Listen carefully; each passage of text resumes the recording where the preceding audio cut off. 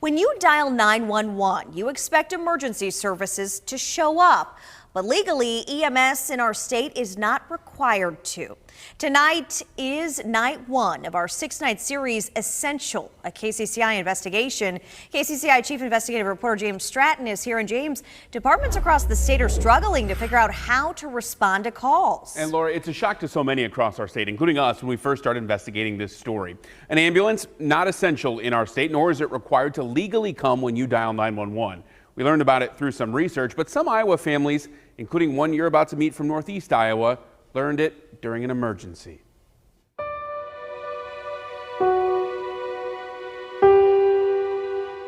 It's been therapy for me to help get us through this. Donna Hansen keeps her husband Tim close to her heart. It's been almost 6 years and still some days it still doesn't seem like that happened.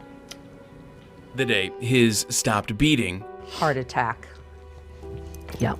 is one her daughter Kim. I try not to remember that stuff. No, I know. July 30th, 2016, Tim had chest pains, told his daughter to call 911. Donna, not home at the time. Instead of waiting for the Hudson Volunteer Ambulance to come to them and take them to the nearest hospital 12 miles away in Waterloo, they had a different plan. He told me, call the fire department again, tell them we will meet them there. Once they got there, a firefighter and a police officer were at the department, but no EMT. Once we saw our friend pull up, who's the firefighter, I'm like, is anybody coming? What do I do? Are you going to take him? And no, there's nothing I can do. I'm getting on the phone. I mean, he was making the calls trying to get people there. Nobody. With no EMT and no one to help, Kim decided to keep driving to a Waterloo hospital. I knew when it had turned worse, when he reached out and he didn't say anything. And all I could say was, it's going to be okay. We're going to get help. She eventually met a full-time Waterloo ambulance along the highway. Tim died 5 miles away at a local hospital. His story of an ambulance or EMT not showing up is more common than you'd think. The biggest surprise to us was the fact that no one did show up, because when you call 911, you always expect that that's going to happen.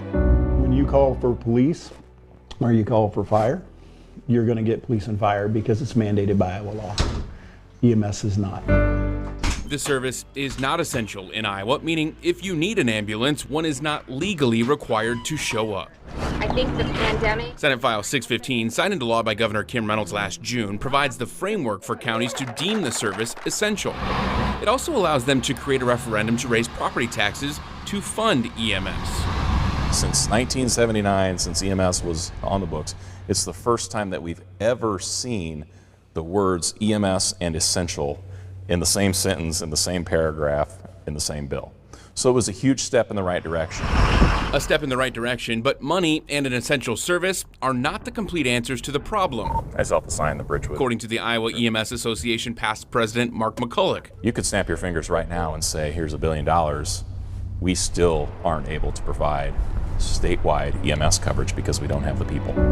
Which takes us back to the day Tim Hansen died. Not enough volunteers were available when his heart stopped. We've never put blame on anybody No. for any of this. No blame, just remembrance and awareness about a fatal flaw across the state. It started out as the shock that we had that no one showed up because they didn't need to. Now, all week, we'll introduce you to Iowa counties working to make EMS essential, and we'll show you the exact process of how that happens. Plus, the one county that did it before the law was passed and how it's working now. And that staffing shortage you heard about, a problem virtually every field. How are emergency services recruiting workers while trying to take care of an aging population? Finally, we look to ask the people in power, what is the solution to all of this? Essential, a KCCI investigation started tonight, airs every day this week on KCCI 8 News at 6. All right.